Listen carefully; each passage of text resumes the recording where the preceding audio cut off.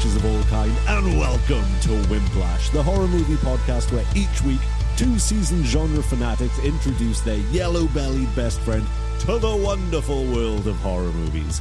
I am one of said horror fans. My name is Zach, and as ever, I am joined by a man who can fix any piece of corrupted media by running it through a few filters. It's my fellow horror movie fanatic, John Grizzly. John Grizzly. Trauma. Hello, everybody. Oh, wow. How are we doing? You right? Yes. Hats off to you. That's better than when you spoke Korean. I re-listened to our Argentinian episode the other day, and I think I did all right with the Spanish then. Did okay? Well, you'd be happy to know, before we jumped on to record tonight, I looked at the geographic locations, and we are still at a nil point in Argentina for listeners. Right, we got to go over there ourselves. Spread the word. Patagonia. Wimplash Patagonia Tour 2027. Okay, let's do it. On sale That other voice you hear, though, in the background is my little maggot-legged boy.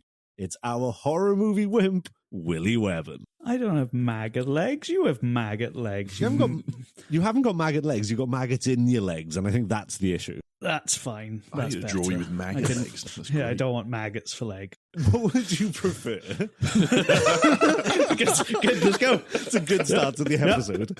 That each of your leg were like an individual leg-sized maggot, or you had your current legs, but they were entirely filled with maggots. You had skin, and then it was like a skin bag of maggots. Oh, maggot sausage. Maggot sausage, maggot haggis. But your leg is a sausage of maggot if it's the full thing. That's really horrible. I want the first one, though, I think. You want I the two giant maggots.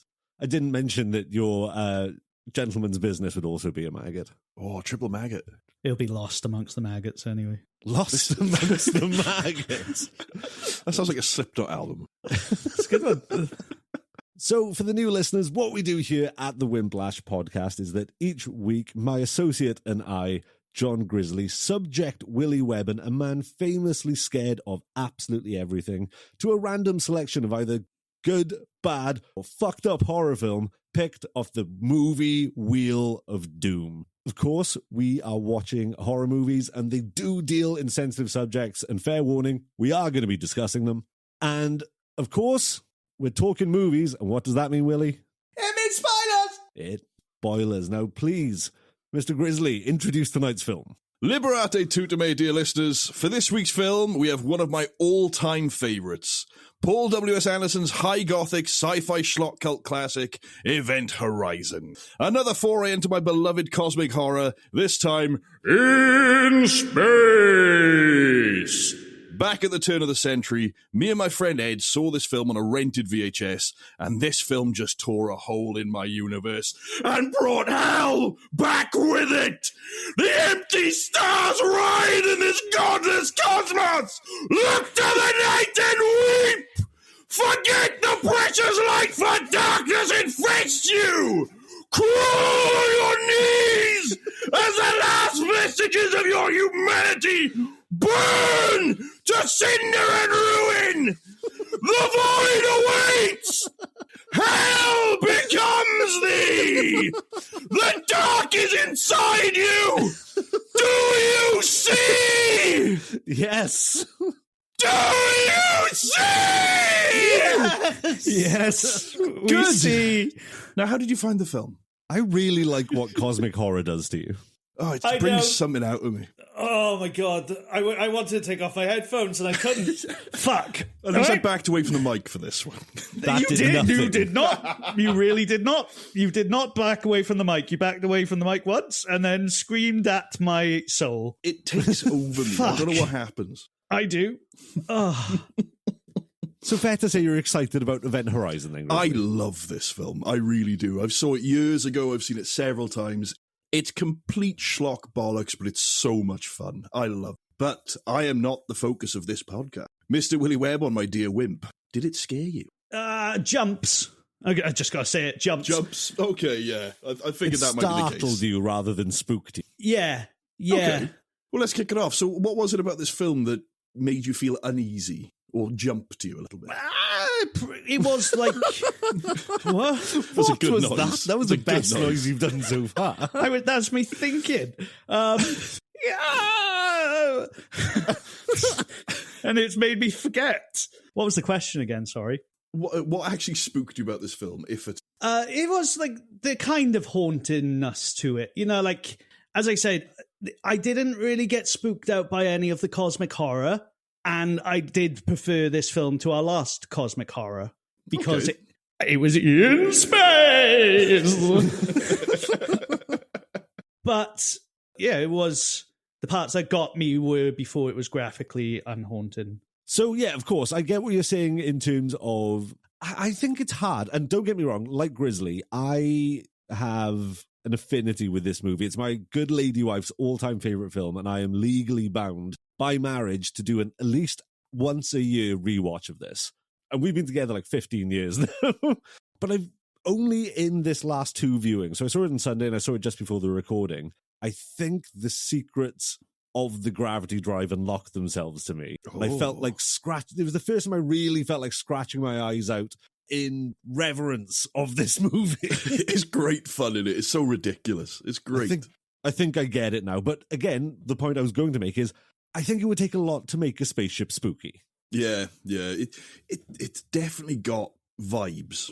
And I hate to use that word because I'm 40 years old, or older, as we like to say. But yeah, it's definitely got some creep to it. Yeah. Talking about you being older, there is a chronological timeline set in place at the beginning of this movie, and I did take the time to transcribe it, so I'll read it for you boys and our dear listeners. Thank you. 2015, first permanent colony established on the moon. Right, we're already behind. That's 11 years ago, for fuck's sake, we've got to catch up. 2032, commercial mining begins on Mars.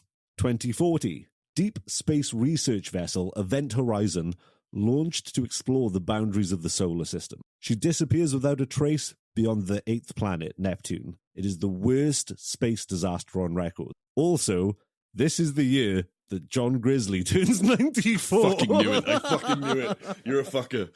This is the third mention of it, I'm pretty sure now. It's officially law in the Wimplash podcast that you were born in 1946. Yeah, just after the war. I was birthed out of the war after. I really like having to do math to make jokes for you. I appreciate the effort you're putting in as well. I can see the little cogs turning as you have to do. Yeah, my cogs are turning now. I use right.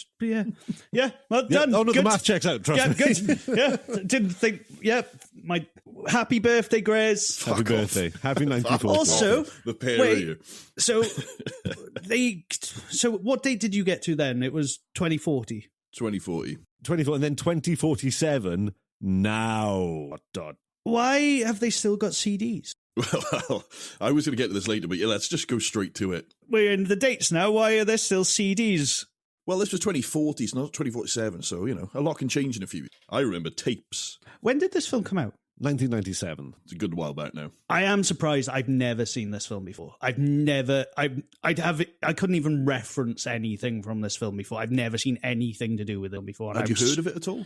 I think, but yeah. I thought what did I describe it as? Oh, yeah, good shout. Let's have a look. Because now I have a different thing that I think it was in my head. So let's see this. Let's have a looky then. If I didn't know if it was a horror, let's say. Well, do you want to say what it would be now then? If I didn't think it was a horror, I thought it was going to be a thing about mountain climbing, like some cliff climbing, Event Horizon. Thought it was going to be a thing about that. Not. I wondered why Jem loved it so much. She's mad about it. Fucking rock climbing. Yeah, no.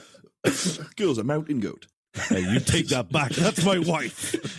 All right, you're a mountain goat. She married you. What you said last week was... Oh, very good. Right, that's one joke. Good. That's one. You got one. We counting jokes now. It's 1-0. Right, last week you said a lovely blue and orange sunrise. I don't think we saw one, did we? No. Not a lovely one anyway. Did we see Earth? No, I don't think we did. Yes, we did. Yeah, we did. The initial liftoff. Yeah. So that scene, I think, was completely unnecessary, where they show just that one... Like, there's a cool scene where... So basically, it's like a Earth low orbit, like, substation, where you meet Sam Neill's character, Weir, and he's shaving, and he kind of like lingers with a straight blade on his throat. You know he's an old man. He's thinking of bloody decapitating himself in the worst way possible. But then all of a sudden, they're just on the Lewis and Clark and the Event Horizon for the rest of the movie. Surely they could have just introduced him on the Lewis and Clark in a bathroom just shaving. They didn't need to do that whole other location for one shot.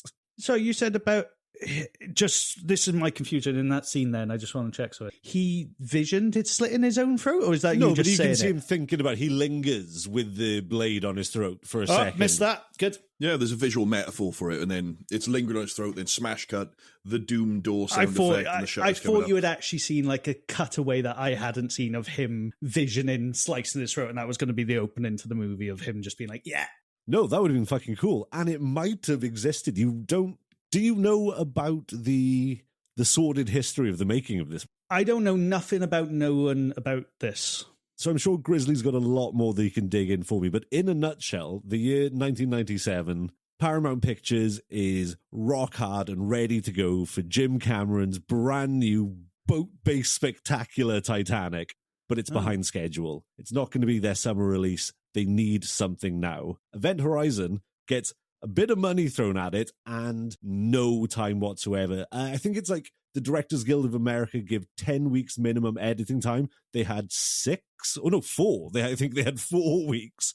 I think green light to release was 10 months. It wasn't much at all. Like, start filming the film and it's released 10 months, I think. And it's an outer space film. Fucking mental turnaround. That's huge. Yeah. The sets. But also, they filmed a load more. There was the original cut that they put to a test audience was over 2.5 hours. Way gorier, way scarier, way more fucked up. Paramount shit themselves because, again, this is meant to be their big summer blockbuster and re-edited into this 1.5 kind of just really fast-paced, kind of storyless, jump scare space movie with loads of slow motion. Was this an 18? Oh, yes. Yeah, I don't know anymore. Like 97, things were different. It was originally like super. What's the really bad rating they have in America? Is it U? No, U is the very opposite of that. Universal release. Yeah, give it to everyone. Everyone needs Event Horizon. I agree with that, but maybe till they're older. No, it's hard. I was going to say hard R, then that's not like it at all. An R rating. That's a very different rating. Jesus Christ. Oh, my God. What are you rating on, mate? Oh, sorry, I think the Apocalypse Priest is still in me. No, it was X-rated, or it was further than that. The highest rating they can give it, anyone is allowed to watch this film. So the 40 minutes they cut out, I think it was, to get it down to an R rating was the most they could do. And you know, the majority, and this is the really sad thing, is that the majority of what got cut is, you know, that little clip they see on the monitors. And I made reference to this way back when in an earlier episode when I said, we're going to talk about a film that employed porn stars and amputees to film one of the most fucked up scenes imaginable. Yep. That's the scene. Unfortunately, it's lost. No one knows where the footage is. It's gone. We only have that tiny clip of it. Well, about, I think it's 6 years ago, apparently an early VHS of like a screening of it was unearthed somewhere. No. This is 6 years ago. They've had enough bloody time. But apparently they haven't had time to be in the same country together, the director and the writer, with a VHS machine to be able to watch this and find out what is going on. But it's lost media at this point. It's like one of those, you've got a fox, a chicken, and a bag of corn, and you need to get them across a river. So you're going to get Paul W.S. Anderson.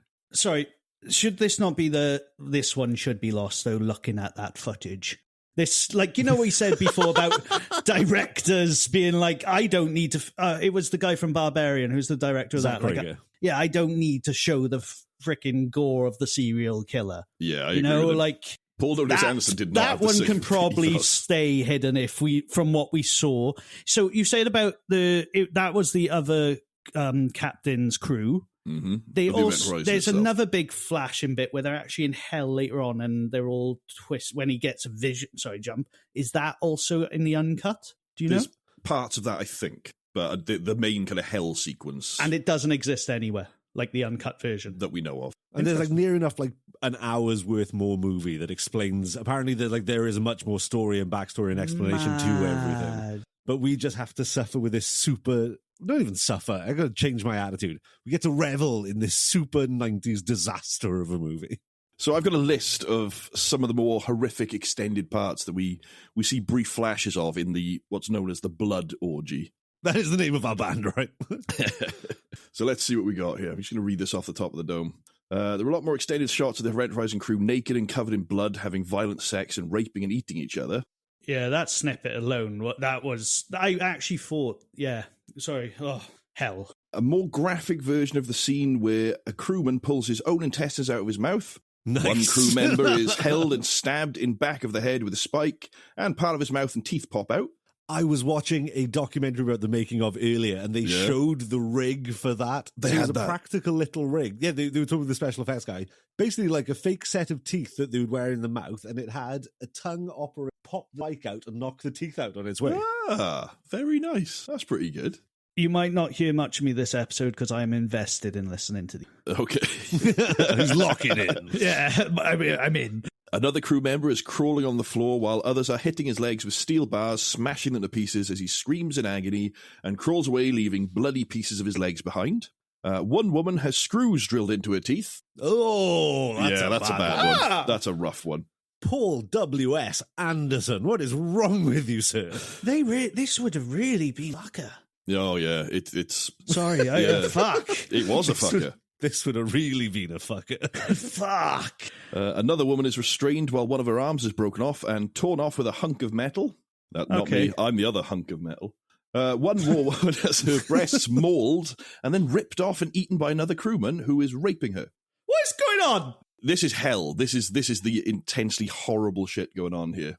Okay. Another partly clothed, blood-covered woman biting into the shoulder of a man she is having sex with and eating his flesh, plus some other parts of the scene were also cut. So for realism... and other shit. For realism, real-life amputees and practical special effects were used in shots where body parts get mangled, and porn actors were hired to depict the nudity and sexual depravity. Most of this was cut, however, after negative comment from test audiences. No fucking... All right.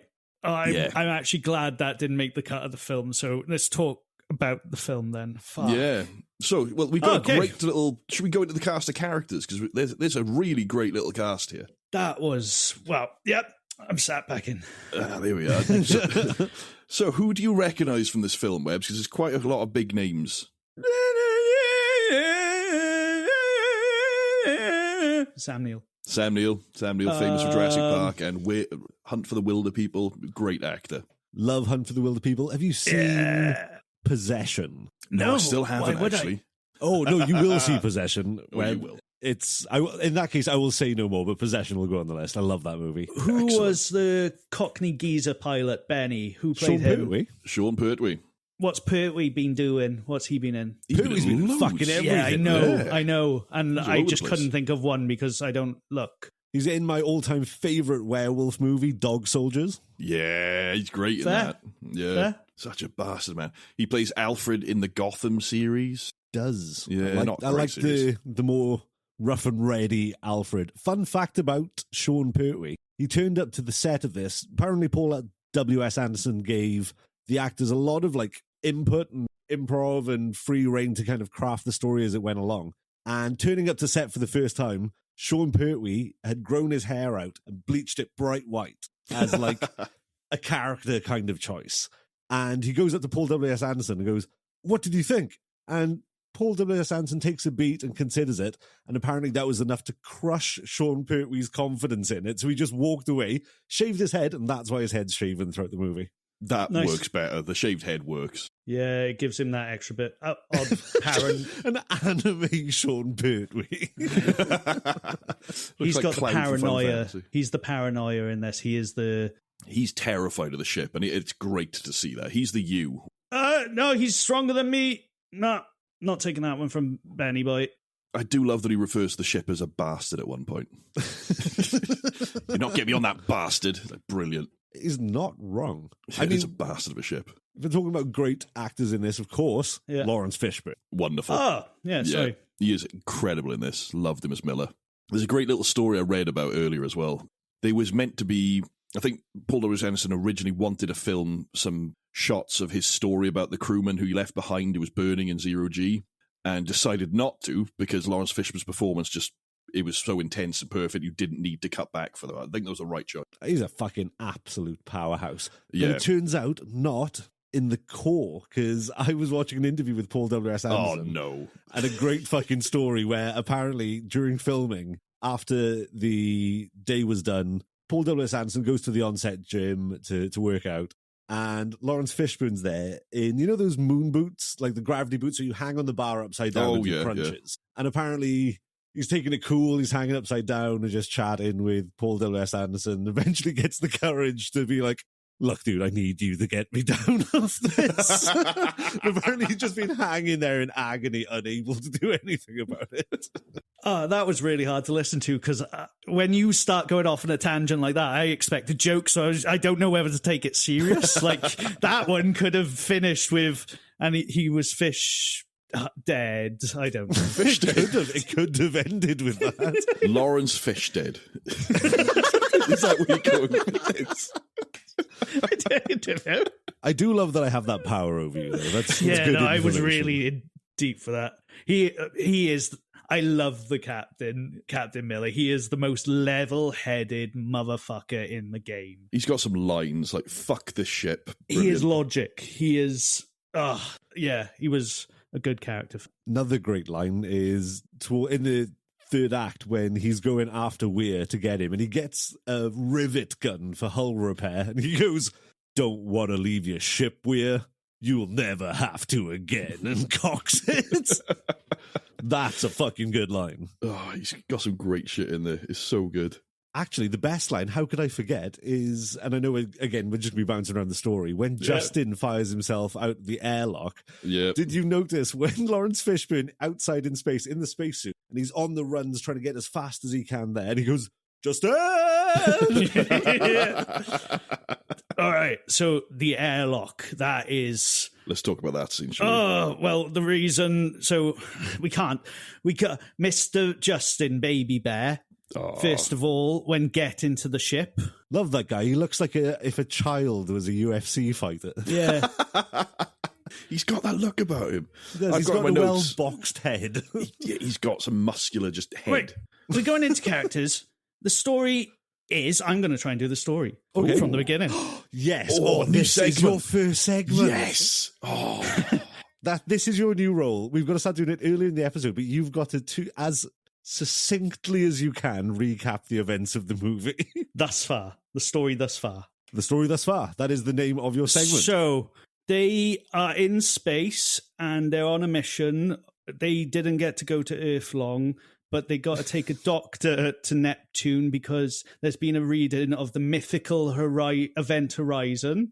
And then they get there after flying through, going to sleeping chambers. And then they get to Neptune and they go through a storm and they find the big ship. And then they dock with the big ship.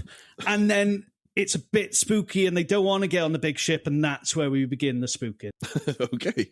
It was good, but what I want next time, because will work in our favour after the caveat debacle, I now need to know that you fundamentally understand the movies we watch. So I'm going to task you each episode with just the cliff notes, bang, bang, bang, what the story of the movie is as quickly as you can. Okay. Don't get to write it, you've got to do it off the cuff. It's going to be a memory game. Yeah, brain drain it.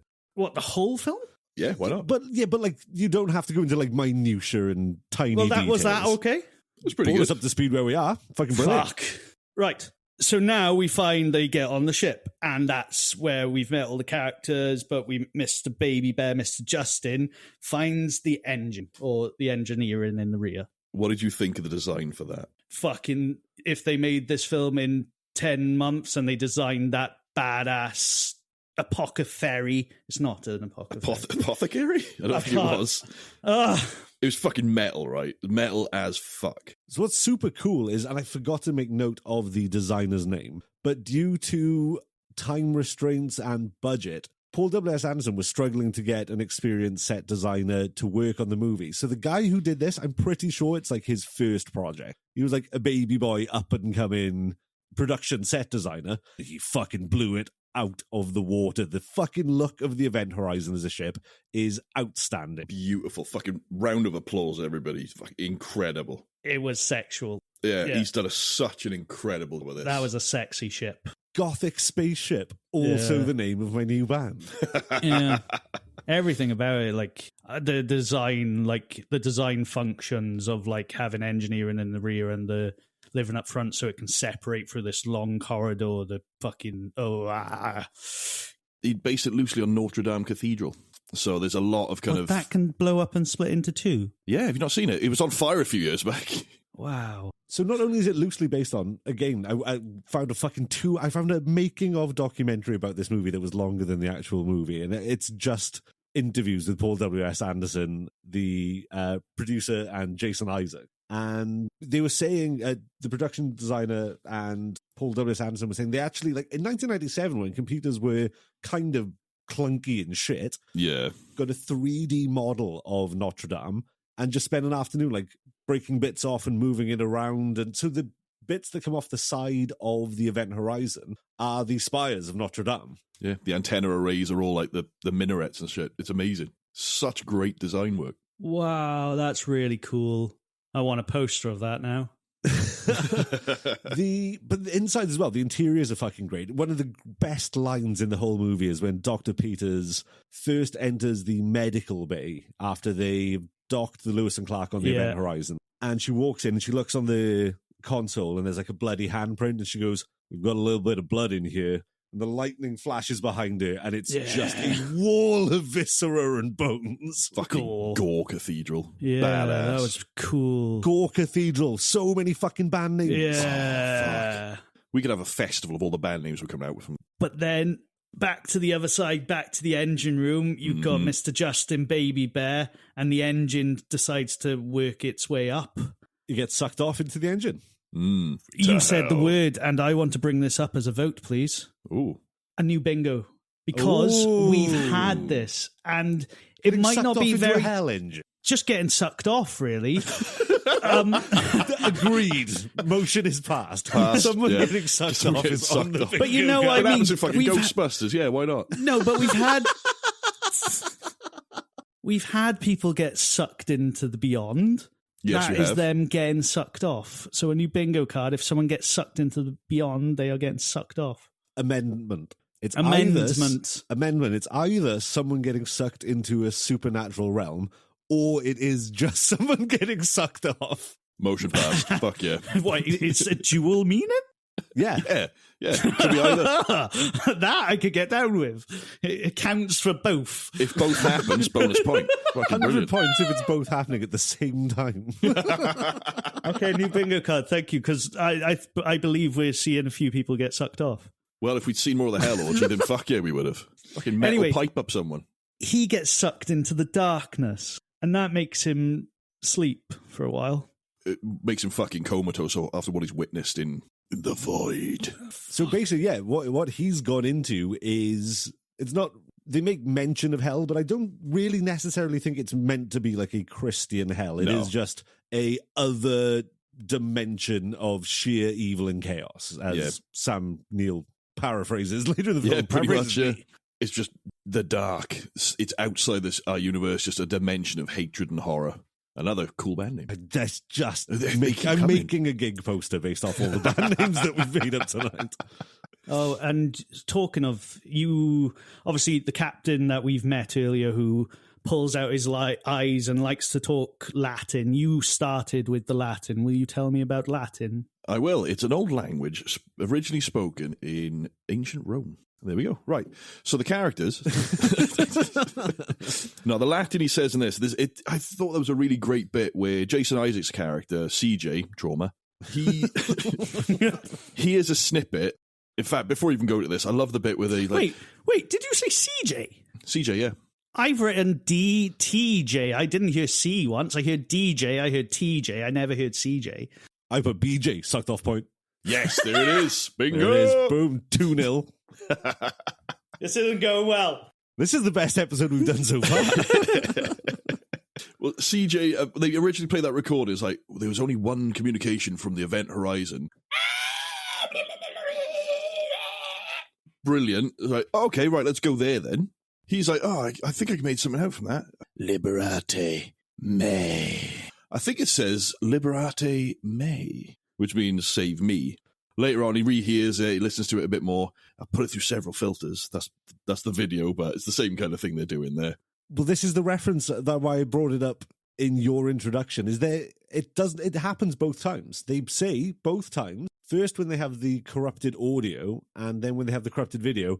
First, with the audio, I've run it through some filters, and the video they will run through some filters. So they got Instagram. They've got CDs. They got CDs. CD scratched, run it through some filters, good as new. Get some of that cleaning liquid you used to get back then and just wipe the CD in a circular motion. That's how you fix a CD. Never fucking worked, I tried it. Not like a tape. Put a pencil in it, wind it back up. Do your best, make sure it's not stretched out, and don't burn it. Whatever you do not burn it. It will invite them in. Don't bring the apocalypse priest out of me, my throat hurt. Liberate me. Can you do a Patreon-only side project where it's just the apocalypse priest and Sal show? There's nothing left in the universe but you, Sal. Hey, what the fuck, man? God damn it. This has been our most unfocused show yet. The chaos has fucking consumed us. That's what happened. No, there is chaos in the air from this one. I will say that completely. Full of hell energy, and I'm raring to go.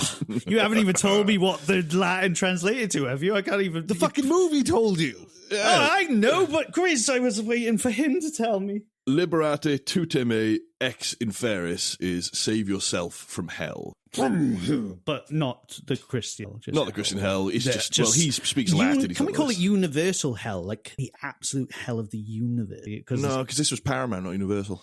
Oh, that's 2-1. That's 1. 2-1. That one hit. That one actually hit. Okay. We haven't had a game in a while. I'm quite enjoying it. So one thing I really wanted to bring up is I've mentioned my favourite Lawrence Fishburne line delivery with Justin. Brilliant. To the airlock. Yeah. In space.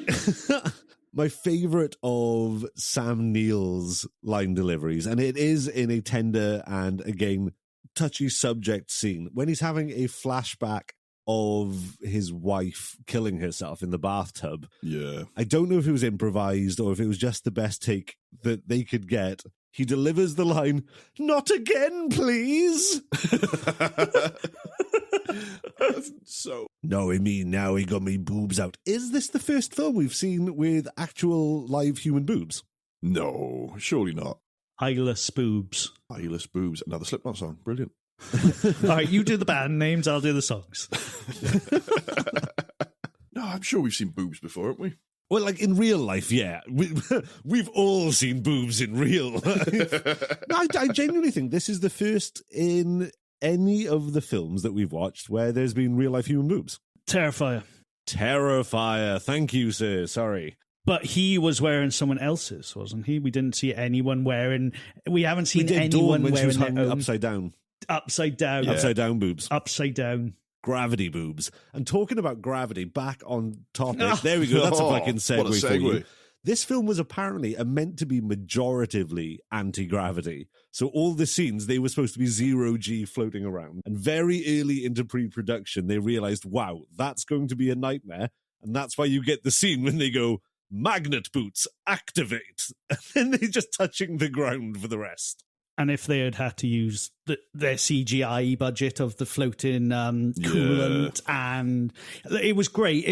One of the reasons I like this film as well, you say the time, it has become nostalgic. Like that's...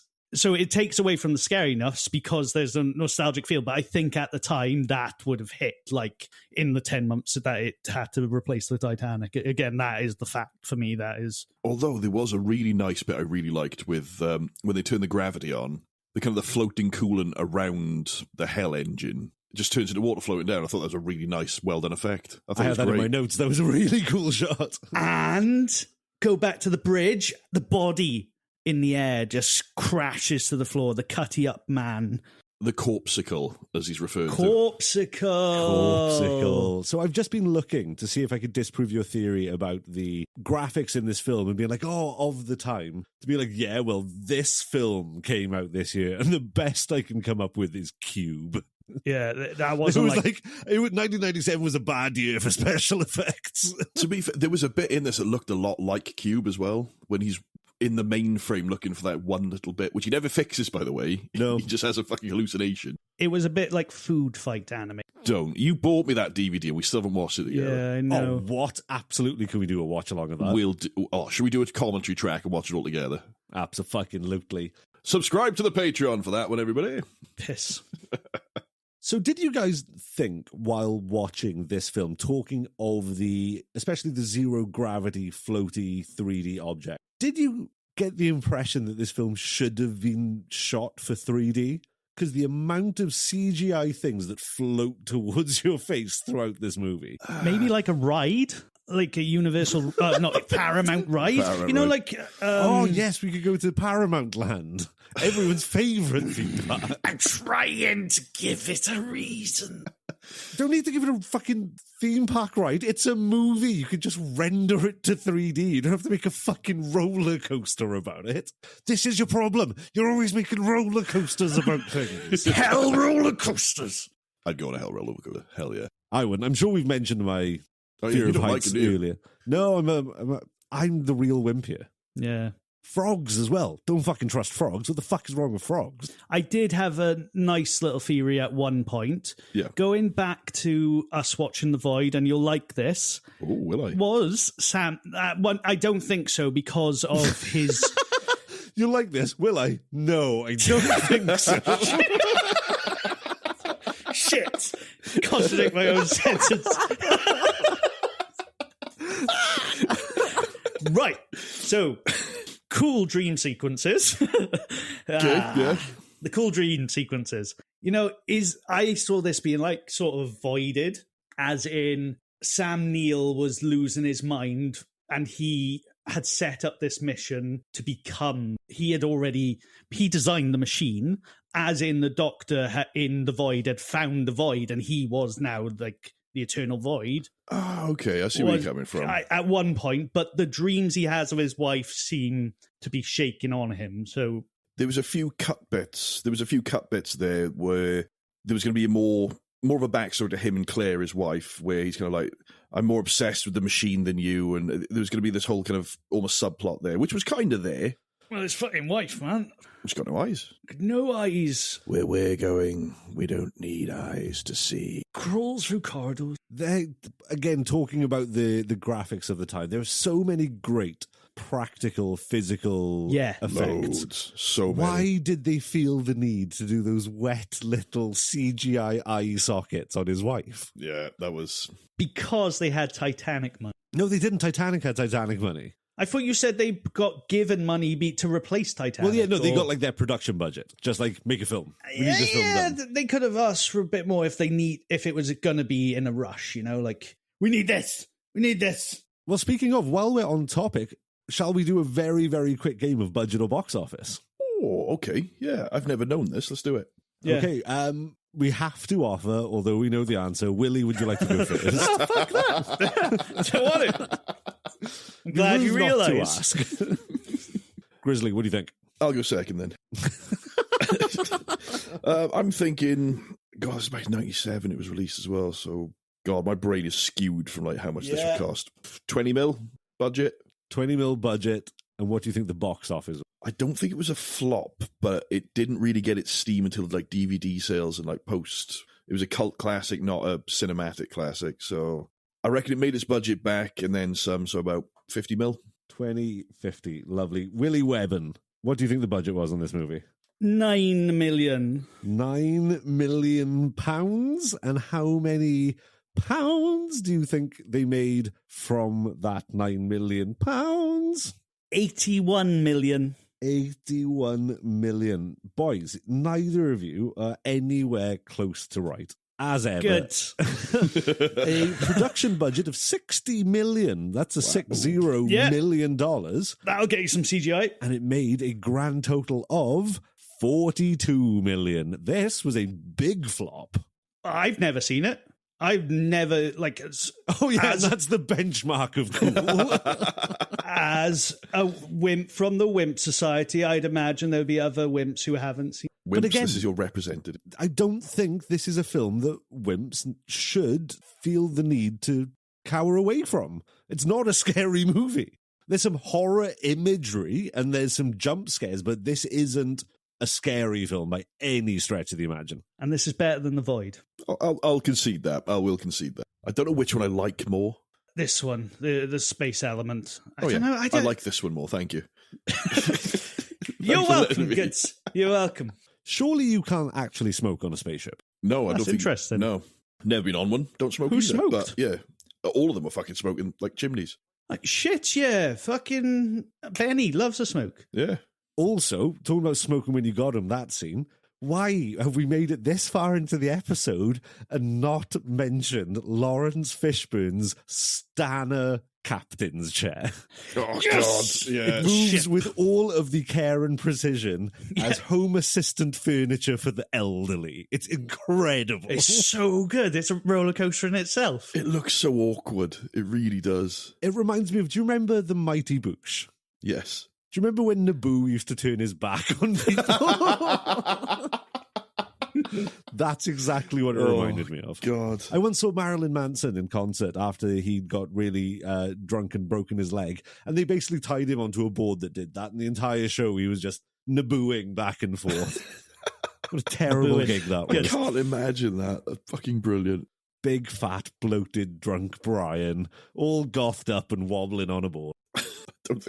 I don't think I've ever seen Marilyn Manson live, but now I don't want to. Couldn't recommend it, to be honest. I had a really bad time. I've heard he's terrible live. So, back on topic. This has been a very distracted episode. William H. Webbington.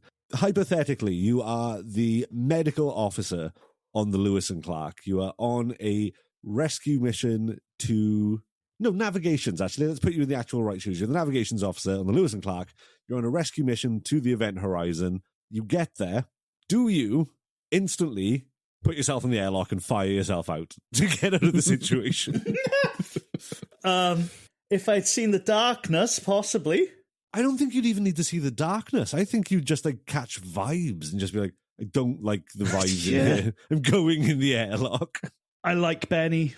I like the captain. I like them all apart from Weird.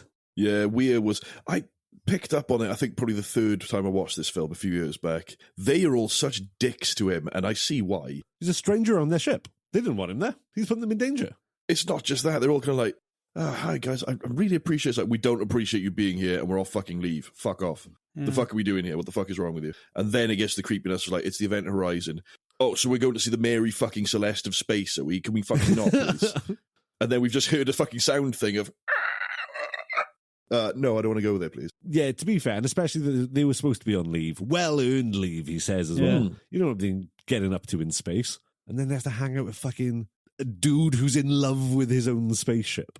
Yeah. He loves that shit. Yeah. He really does. And I'm sure, again, in the director's cut, there's more of an explanation. But he just, in this, I've timed it. It's an hour and 4 minutes.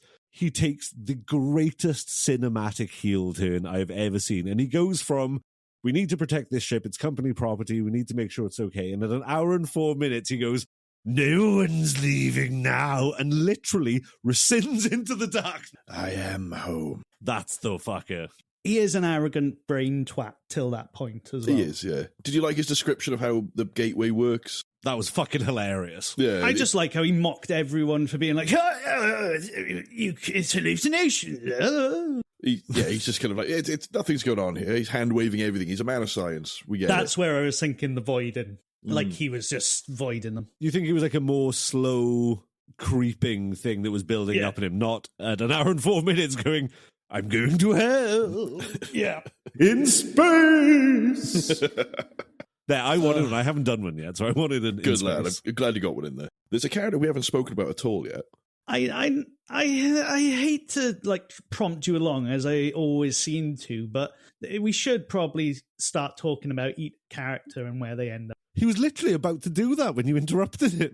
Genuinely? Yeah, that's exactly where He I was went, going. oh, there's a character we haven't spoken about. And you went, yeah. But we should probably speak about the characters. No, not what I meant. Stop dictating the goddamn order of the show. We do this segments at the end. Fine. I thought we were there. Look at the time. We haven't spoken about Cooper. Which one is Cooper? Cooper is the rescue technician. Oh, God, Cooper. I'm the heartbreaker, the lifesaver. I'm your best friend. Cooper, who goes straight out of stasis into a sexual harassment seminar. Immediately. He is in a different film to everyone else in this. I love his energy, though.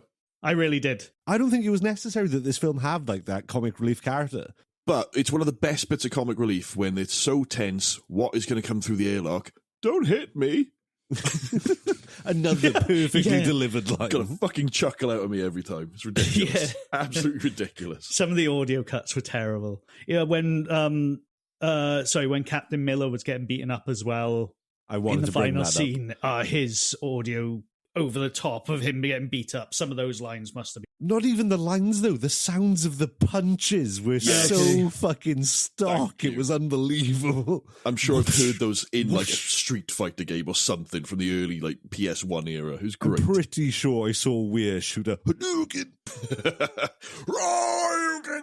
Oh, yeah. So I wanted to talk about Cooper, but there's not that much to him. He's the silly one. He goes to space and flies back. That's pretty impressive. He's Superman's back. I give him that. It was insanely impressive, given he is on a spinning platform hurtling through space.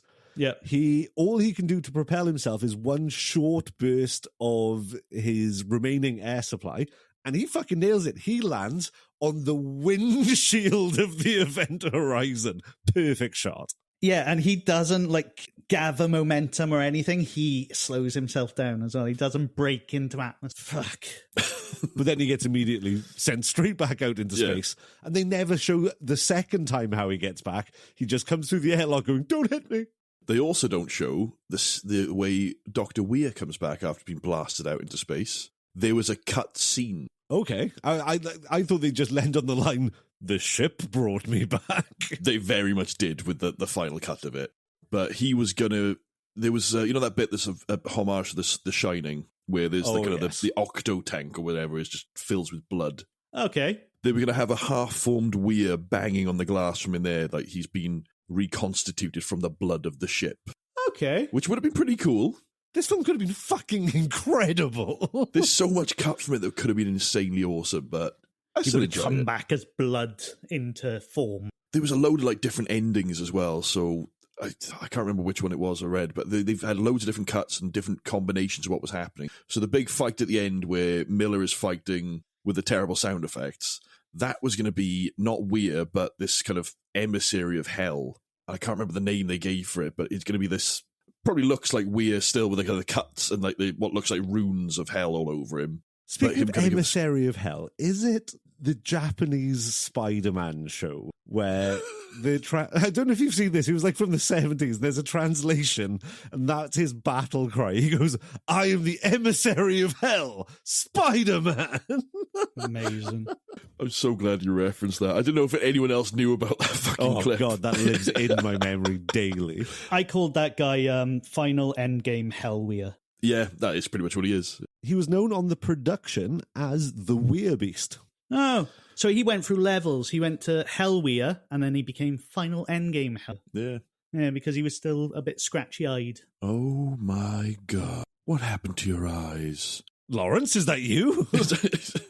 Where we're going, we won't need eyes. He's channeling his inner Palpatine for that one. We won't need eyes to see. Yeah, that was a well-acted like that. Speaking of cut scenes, there was one where, when they find Jason Isaacs' character all hung up on meat hooks. Blood-eagled. Yeah, I recognised him as well. Sorry. We'll have a look in a moment where he's from. Apparently the cut scene, he's still alive. They had a puppet of that, an animatronic, where it was supposed to tilt its head up and start talking to them while all fucking hell raised it up on the wall. And with like loads of like gore and like bits of his body falling out of him still. And a fun fact as well, did you know why he has the scar down his chest? Yeah, it was a childhood operation or something in his backstory. Basically, Paul W.S. Anderson gave them all license to come up with the backstories for their characters. And in some part of Jason Isaacs' backstory he created, there was, as you say, a childhood surgery, like a major surgery down the front. And they honoured his own self-created backstory that much that they put that scar on him in a way that really doesn't get referenced too much in the film. You see him kind of like rub it once or twice, but otherwise it's just nice, neat little world building behind things. Bit of character dress. Another fun fact about that, the model they used, which is the full body Jason Isaacs jelly tot, which is kind of just Jelly tot? suspended above, well, the rest of his organs. Jason Isaacs asked the crew if he could take that home with him. Nice. And they kind of like, no, we still need it for other things, which they didn't. They just lied to him because they didn't want to give it away. When he told his wife We that. need it for other things. Yeah, it's like, no, we still need it for other shots. It's like, they didn't need it for anything else at all, but you could have taken it. I thought that referenced the Void as well, as, you know, like the hospital scene. It was the Void referenced that, as in, you know, when she's in the Void, sorry, where she's in the basement and it's all spread out like the alien thing. Yeah. Similar thing. I also like how quickly he did it. Flew through that surgery. Yeah, quick. with no eyes, scratchy face. And to answer your question, Jason Isaac, don't know who he played, but looks like he was in all of the Harry Potter films. Yeah, he was. He was Draco Malfoy's dad. Ah, Dado Malfoy. Dado Malfoy. Daddy Malfoy. He's in loads of other stuff as well. You. But back to my story, his wife said to him about him wanting to take that model home with him. It's a full life-size model of him bisecting. Fair. Said, what the fuck were you going to do with it? And I agree. What the fuck was he going to do with this bisected version of himself? I'm going to put it in the shed, and I'm going to milk myself to it. I'm going to give it to Planet Hollywood Restaurant London. They're going to put it on the wall. I'm going to give it to Great Ormond Street Hospital. Much better. much better idea. Well, speaking of splayed wide open human corpses, do you think it's time that we jumped into Ice Z's body count? Let's do it. Let's do it. Yes. It's about goddamn time. So I want to check out a couple of honourable mentions at the top of this week's body count. First honourable mention is to the original Event Horizon crew, the OG, gone too soon, RIP, one big blood orgy on the way out. They went out like champions. And they were cut like fuck from the main movie. Oh, yeah. They were murder fucked to death. They A lot were, of them. yeah, they were a whole thing for a while. They were a whole extra half hour in the film. They took over a week to film all of that material, and apparently they had 5 weeks of prep leading up to it. All for that, what ended up as that little snippet. And that was you see. pretty fucking horrific in that little snippet. I just love the guy who's doing the Ariel monsters by holding his own eyes up. Oh! Excellent. I did read something from Paul W.S. Anderson who said, I don't think the stuff we did there would be legal now. Probably wasn't legal back then either. So I'm pretty sure there's pretty fucked up shit going on there. More than makes up for his Resident Evil series. We may put them on the wheel one day. Oh, they will. Second honourable mention is to Eddie Corrick. And I will award either of you the Champion of the Podcast Award. You will officially win tonight's podcast if you can tell me who Eddie Corrick is. Webbs, you want to go first? I'm thinking. Oh, he didn't say no this time. Ooh. I don't. There's a death that has happened. No, I don't. Sorry. Go on, Grizz, if you know. Eddie Corrick is the burning man in Miller's backstory. Nice. Boom. And we officially are crowning the champion of tonight's podcast. John Grizzly, how does it feel? Like hell. Beautiful. So the first actual death we get in the body count is Dr. Peters' Mama Bear. Mama Bear, who we've barely mentioned. She misses her child so much with his maggoty legs. Well, speaking of the Burning Man and the Magdy Leg Child, we've not mentioned at all in the hour or so of this podcast so far that the ship has been haunting all of the people with flash memories of tragic parts of their backstory. Obviously, Weir's wife, you've got Captain Miller's Burning Man, the maggoty-legged boy, Dr. Peters, and you see she has a flash, the engine goes, oh, spooky time, and she thinks her son is running through the ship, and she becomes a woman very much touching the ground. Oh, yes. Oh, yeah. Touching the ground very quickly. She got bamboozled into a hole. Vertical pum. No. Well, no, technically she is technically vehicular. being hit by a vehicle. I am willing to accept Pum on this. What? So one. if you fall We'll off go the top of a caravan inside, you have been hit by a vehicle. We will discuss it in the bingo. Remember If the caravan's this. possessed and tells you to do it yourself, we'll talk about it later. Remember this. I want to discuss this in the bingo. Fuck. Body count. Smith takes a full explosion to the face. Oh, poor Smithy. Poor Smithy. Sean Pertwee. Bastard weird. The son of a Doctor Who.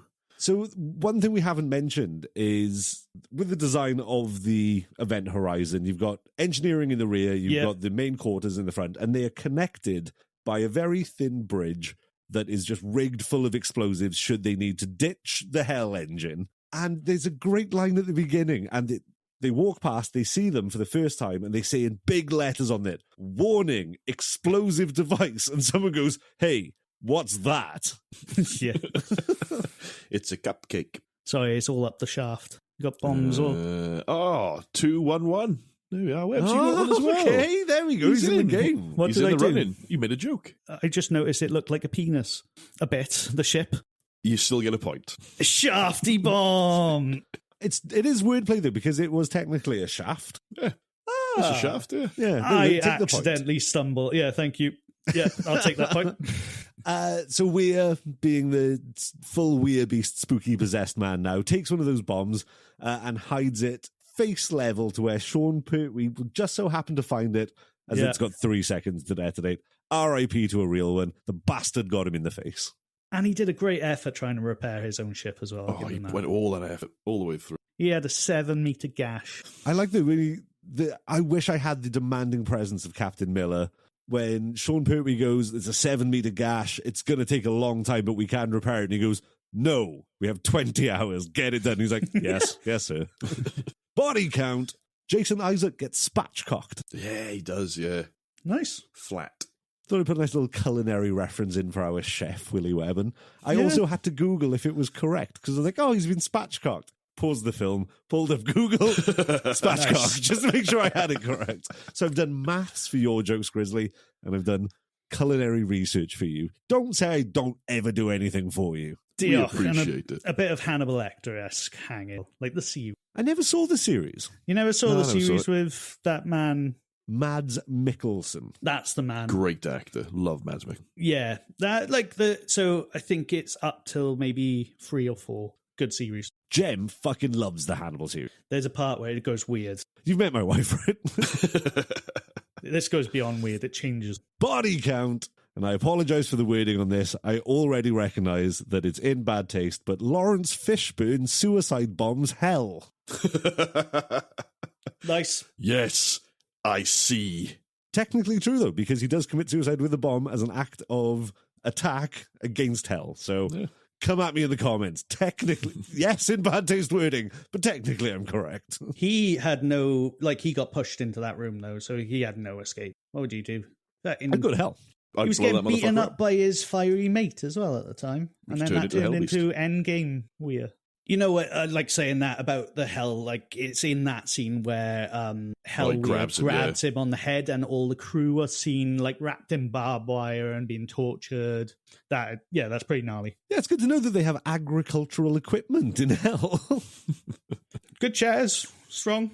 What chairs? Hell chairs. Hell chairs, sorry, like the desk, like strapped in. That's all right, I'm okay. I don't think he is. I don't think he is at all. I'm not okay because that is the body count. Okay. I did have a question around, wait, what happened to Baby Bear?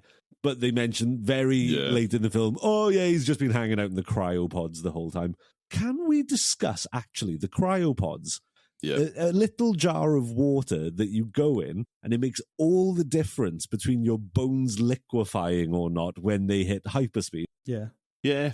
I mean, night swim. If you're night swimming about, you're all right. Oh shit, if it's night swim water, yeah, you're going to be good as fuck. You're You're fine, yeah. super healed. You've got a Danny DeVito hanging around with you. I didn't like the idea of waking up in one. I really didn't like that when Sam Neill wakes up in one. You were going to say Rockwell then, weren't you? You're obsessed. No, something else. Sam Weir. I was going to call him Sam Weir. Yeah, them waking up in those scenes, the nightmarish waking up. I don't like that. But I do agree. I understand, obviously, the wet cell that they're in. I wouldn't want to be in one of those. But would you, in your heart of hearts, honestly, go into a dry stasis pod for space travel? You know, it's one like in the Alien films where you just go into a bed, it closes, and then you wake up at your destination. Yeah, 100%. Well, yeah, to get it over with, but then where the fuck are you waking up? You're waking up in a nightmare. It's fucking awful. No, I'm all right, actually. Have you seen what happens to James Franco in Alien Colony? Whatever. Have you seen what happens to James Franco in 127 hours? Have you seen what's happened to James Franco's career? Shouldn't have texted those miners. Left him down in Chile. That's a Chilean miners joke. Come on. You get the point. 2-2-1. I'm rescinding that point because that was terrible. Okay, fair. I'll take that. As long as I know you've already won the podcast, but as long as I get accolades. Actually, yeah, I'm champion. I'm taking that extra point. Fuck you. Champions rules. So shall we play Wimplash Bingo? Let's do it. Yay! And the music goes here. Wimplash Bingo. It is Wimplash Bingo. You know what it is, but just in case you're a new listener and you've managed to stick it out this far, first of all, good on you. You've got some fucking endurance. But at Wimplash Bingo, it's a simple game. We have found movie tropes throughout the series of films we have watched so far, and we have collated them onto a comprehensive bingo card. I will read them out one by one, and if the boys have seen any of these in the film, they can shout out. We can have a conversation about what we've seen. We will start with the OG, the greatest, a woman not touching the ground. Yeah, but I preferred her when she was using gravity to touch the ground afterwards. You know, when they first enter the ship. Okay. And 3 people go on. Don't like the idea of floating around, but then she did manage to touch the ground. So yeah, there was a woman not touching the ground. Well, she used magnetism at first, but I was going to bring up is this our first space film? I think it is. This is our first space film. So where's Not the ground? our first boobies film. No, we've realised that.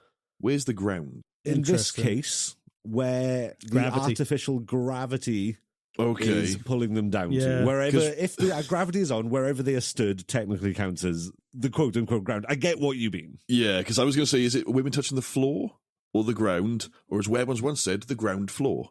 The ground floor. Yeah, true. Yeah. This is why he doesn't let his wife upstairs.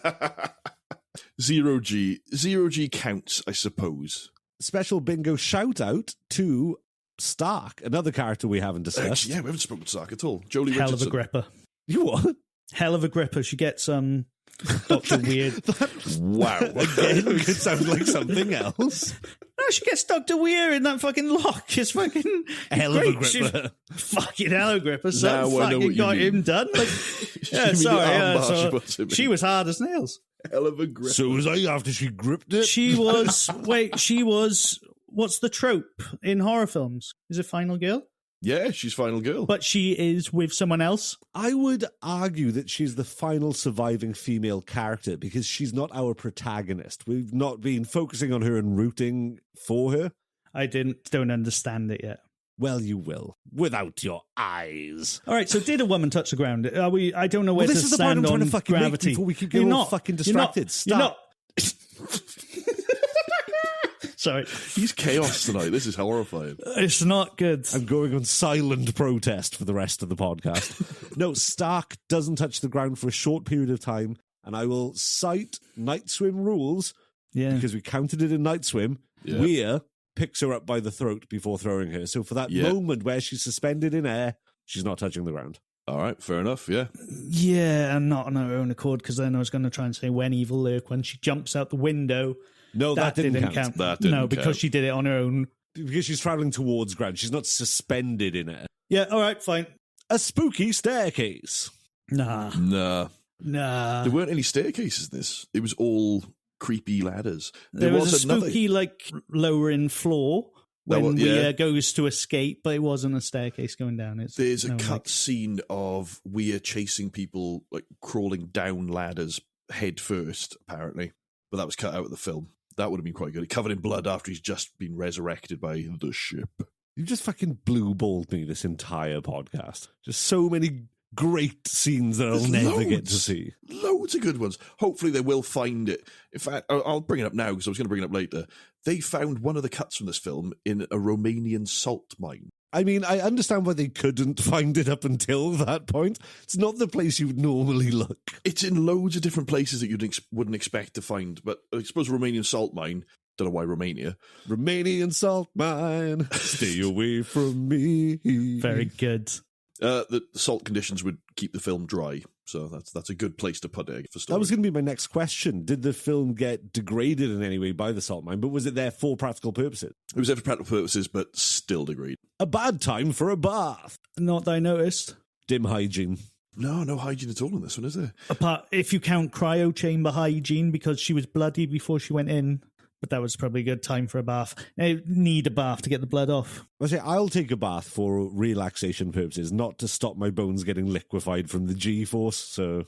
Yeah, we didn't have anyone needing hygiene. No one wanted hygiene in space. I do think...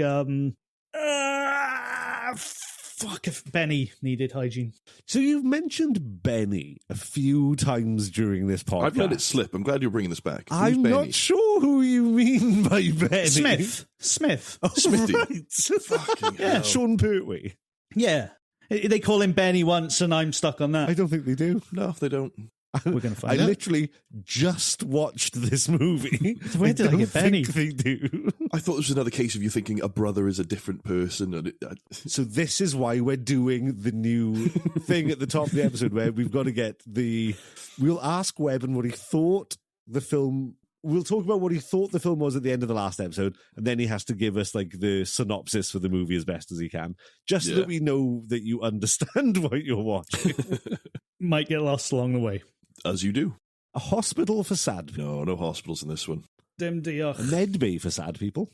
Or, no, but again, sad people in a med bay. No one was there for mental health reasons. No, there was no mental health hospital. There was a in lot of space. mental health breakdowns in this, but no hospital for them. Hallucination breakdowns. Oh, yeah, no, I can't imagine any of this was particularly calming for anyone involved. Oh, fuck no. Okay, this is going to be a controversial one.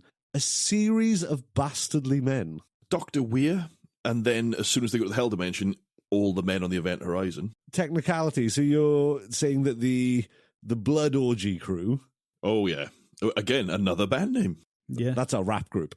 So the Blood Orgy... Okay, I'll take it. All of the men involved in the Blood Orgy. Because I was going to say, on the Lewis and Clark crew, yeah, there's some tensions. I mean, actually, I will go as far as saying Jason Isaacs' character is a bastard. And I can't believe we haven't mentioned this so far. There's a scene where Sean Pertwee confronts Weir early in the film, and to calm the situation down, Jason Isaac pulls a knife on Sean Pertwee out of nowhere. Trauma. Yeah, trauma. But that's the ship making him go crazy. Yeah, that as well. Because he kind of like comes to, is like, oh, fuck, what am I doing? And Lawrence Fishburne, they all look surprised by it. Yeah. Yeah, there was something about that. Another well-acted scene. It's always going to be a surprise when someone pulls out a knife in a workplace. Someone getting slip-knotted. Is this our first self-slipknotting? Controversial. Is it a self-slipknotting? Because you see the fingers go into the eyes. Visually, what we see on screen is his gummy-eyed wife doing it. And then, yes, it cuts to him but doing the it himself. initial fingers in eyes, in the logic of the movie, yes, a self-slipknotting. But as the viewer, on a subjective level, what you're seeing is the wife having a go on his lobes. We see a slipknotting. Slipknotting happens. Undeniable slipknotting. Yeah. There's also the original captain, the Latin speaker, who slipknots himself as well. And then shows you the eyes afterwards. Yeah, okay, that's a suggested self-slipknotting. A triple S. Sorry, two things. I want to go back one, which is Series of Bastard Men. We count a cult in Hereditary, so maybe they became a cult after they became the Hell cult, going to hell. And then you went from hospital to sad people to series. Sorry, I have to do it in order. Yeah, no, but you've gone back to one we just talked about Yeah. to Agree with reiterate us. the point that we already made. Yeah, but I was comparing it to Hereditary. You could have done that when we were talking about it. I was trying. You were trying. You were 60 seconds late, son. Well, you also missed a gunky mum, mate. A gunky mum. Yeah. Yeah. There you go. Yeah, there's a gunky mama bear in this one. Yeah, there was a gunky mum. She fell and became gunky. Yeah, she gets gunky up. She's off. All her bones are sticking out of her legs at the end of that one. So we are going on the well-established rule that human viscera counts as gunk. Yeah, I'd say so. We don't know if Stark is a mum, but she gets gunky as fuck when she gets the Shining data. Is coolant a gunk? Oh, it's very gunky, yeah. Is that, again, the lighter fluid cutting? When she's in the fluid on the floor, when Weir finds her body, it looks very watery. It doesn't look viscous at all in that scene. Okay, all right, yeah. Is my 2 cents. And when it splashes as well, when it goes from 0G, it's a very watery splash rather It's than very gunky. liquidy, yeah. It depends what she lands in around the engine as well. If that's gunk. She is the mum. Well, Mama bear. literally what She's we're Mama just Bear. saying is that is water. Yeah. Are you paying attention to this Yeah, podcast? no, I am. I'm thinking. No, I am. Was that coolant around the outside of that thing, though? Yeah. Did we decipher that was coolant around on the floor? Or was it some... No, that was cool, and we saw it all splash down. It's poured Yeah, out I the know, bubbles. but to then land there and it was red like blood. No, it was red because she fell in it and died and all her blood came out. Interesting. It's like 18 episodes in and I'm starting to realise that you don't understand movies. No. He Hold chose it on. Sister Act when he had a chance. That Yeah. says Oh, you yeah, need to no, know. okay. I've seen fair that enough. Someone getting their head keithed in. As a part of the hell sequence, it's hard to see. It's hard to decipher from what we actually saw in the final film. Are we counting the bits that were cut out? Because I don't know if we can. That's not fair. No, there's not a visual on-screen keithing. No, I don't see anything. There's no Keith in. No. There's no teacher giving a lesson that's just the themes of the film. Not in outer space. Would we giving them an explanation on how the gateway... that's not the theme Not of a the film. teacher. Well, it is, I suppose, it's the gateway to hell, but yeah. Not a teacher. Not having it. Just a Okay. All right. uptight physicist. He's Okay. an engineer. Pum. Now, this is where we need to discuss this. So, a pum is a vehicle hitting someone. Do they have to die in the pum? Yes. Okay, well, right. Cooper doesn't count Yeah, then. that's a kill. It's in a pun kill. No, actually, Whoa. because we counted Sabrina in When Evil Lurks, Yeah. and she gets pummed twice and doesn't die. And then she's dancing the fuck around like a little nutcase. And that's where pum came from. So yeah, it's the origin of the pum. pum is just someone getting hit by a vehicle. I can imagine. Yeah, I can imagine someone like Terrifier just knocking someone down and not killing them. It's a pump. Someone get pumped. There was a pum. So at the very least, Cooper, when he's flying back, gets pummed by the Event Horizon. Or does he pum the Event Horizon himself? Or the Lewis and Clark's explosion? There is vehicle on person contact. There is also, I am going to argue, for when Peters falls and hits the floor, not the ground, for talking semantics. Technically, that is getting hit by a vehicle. Yeah, definitely. And the vehicle convincing her to fall through. And I don't know if it was originally part of the design or whether the ship's morphed itself, but do you notice all the coffin-shaped like doorways before she dies? Yeah. There's a nice little foreshadowing there. No, I missed all this. This film, in 10 months it was made, it had There's so much to loads. it. Yeah, there's loads. It is. I keep saying 10 months. That's what you said to get this out. What I right? read was 10 months from green light to release, I think it was. Or Fucking hell. That it's is. a short fucking It's production got so cycle. much to it, hasn't it? There's Loads, so yeah. much. And so much more that we'll never see. I know, I mad. hope one day. I want to see that horrible shit. And let's just cap off the bingo with something that doesn't happen. Paranormal hair pull. No. Wah, wah. No. No. I don't think it's happened since I've introduced it. So is the way of the bingo. I was recently considering getting rid of a slipknotting, and now we've been on a slipknotting streak as well. Are we adding in sucking off? Oh, and of course, absolutely, yes. I will take back my whamp whamp. Yeah. And did anybody get sucked off? Yes. Baby Bear got sucked off because the dark was coming. And that is Wimplash bingo. Just before we move on from that, I just want to say, I've got in my notes, Jack Noseworthy has a terrible... Is that who he is? That's Baby the actor Bear? who plays Baby Bear. And what has he been in? He's Child loads of UFC. different stuff. Child UFC. Yeah, Baby UFC. On Disney Channel. Little buff boys. So, boys, I hate to say it, but we are screeching towards the end of this podcast at an alarming rate, faster than Cooper towards the event horizon. Any last points before we jump into rating and reviewing? I want to ask Webborn, do you know what an event horizon is? It's a lovely orange and blue sunset. Blue sky. Or it Yeah. might be mountain climbing. Maybe mountains. Jem's favourite sport. The event horizon describes the point when you're too close to a black hole that you'll never be able to escape its gravitational pull. It's gravitational pum. Which they did at the part of the ship did, not the front part. The back went in and the front didn't at the end of the film. Can you not deny that by them going onto the ship in the first place, they crossed the event horizon because they went past the barrier where they can never return? There we Do are. you A see? metaphorical one. Do you see? Where we are going, we don't need a bloody sea. 72 days later, bad dreams, wake up in cryo. Wake up in whatever it is. Cairo. Cairo. Are they safe, though? You just reminded me of something I was going to tell you earlier, Web. Okay, is it about Cairo? No, speaking of bad dreams, I had a horrible dream last night after watching this film, and after doing my research on all the horrible things that they cut out for the blood orgy. I had a dream that us three were out on a night out, and for some reason we turned up at an party and we're trying to get the fuck away from there. It was fucking weird. We were there and there was like, there's something going on here. There's like, we need to get the fuck out of here, boys. This is fucked. And then we were running away from like security guys. Was this like us playing content warning? It was, with less like filming. Leave me out of your dreams. Good album name. I'll give you the smell insults, mate. It's fine. Well, I think that very much ticks the check mark for talking bollocks that is off topic for the film. So I'm calling it discussion over, boys. We have to. Have we been on topic once for this film?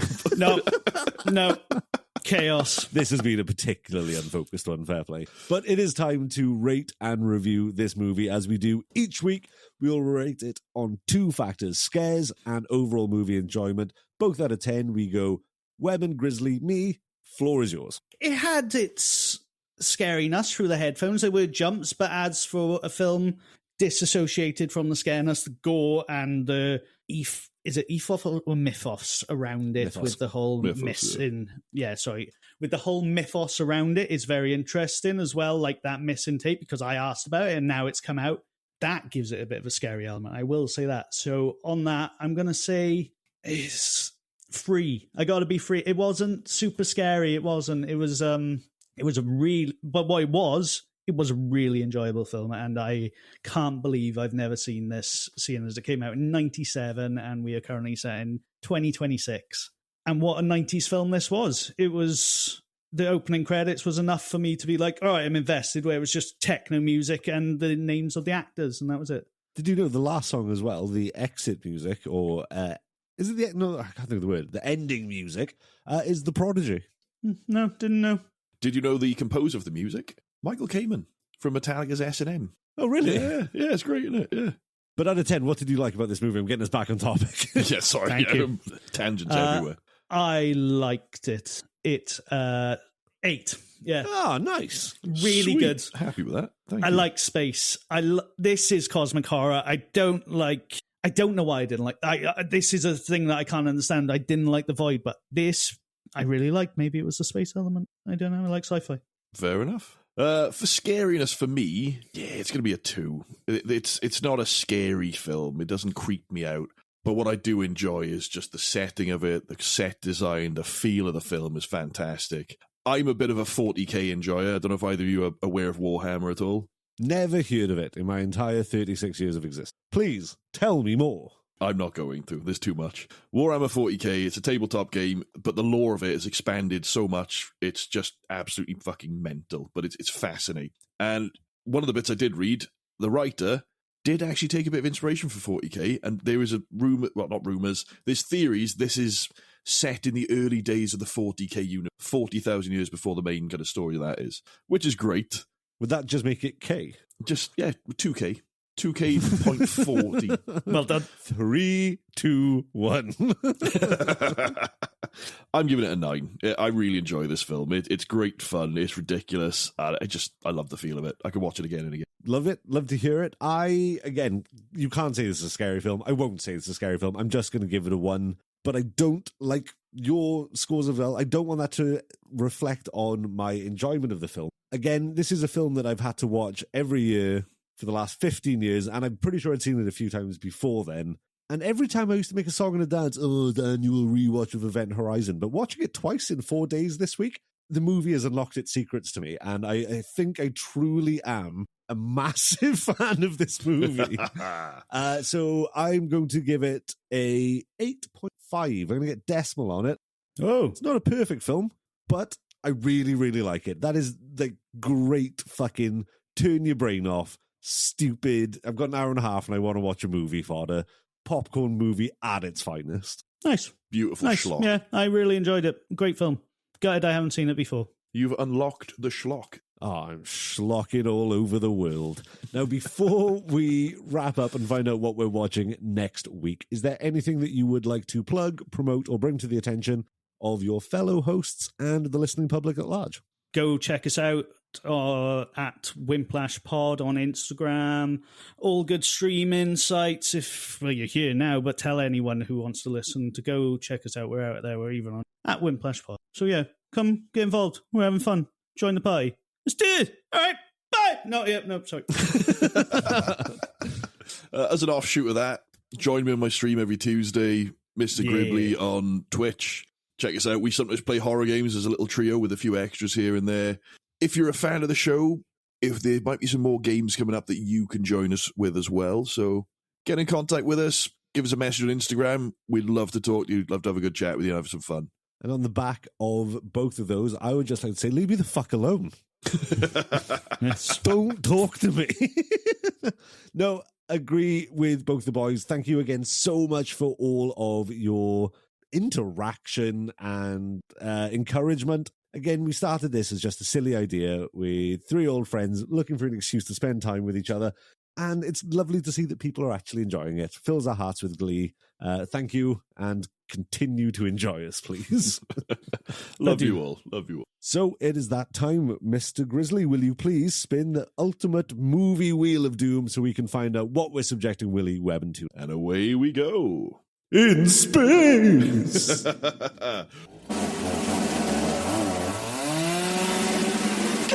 Oh, it's another me pick, ladies and gentlemen. Ooh. This should be an interesting one. Late Night with the Devil. Oh, nice. Yeah, I'm really looking forward to seeing this one again. Yes, I'm not going to say any more because I always get tempted to talk about it. Webbs, give us a sentence that you think this film's going to be about. Satin silky sheets. Saturn silky sheets. Saturn as in the planet, I'm assuming. Nope, that's Neptune. No, too late now. It's Saturn silky sheets, so you've gone space again. Let's see what it is next week then. Okay. Well, that... Wow. You're waiting for one of us to talk so you can just interrupt and shout. No, I just... If we stop talking, this podcast could be indefinite. Really liked that film. I really did. It's great fun, isn't it? It's just, it's crazy. I still really want to see the full version of it with all the uncut horror. No. The vileness of it. No. Bye!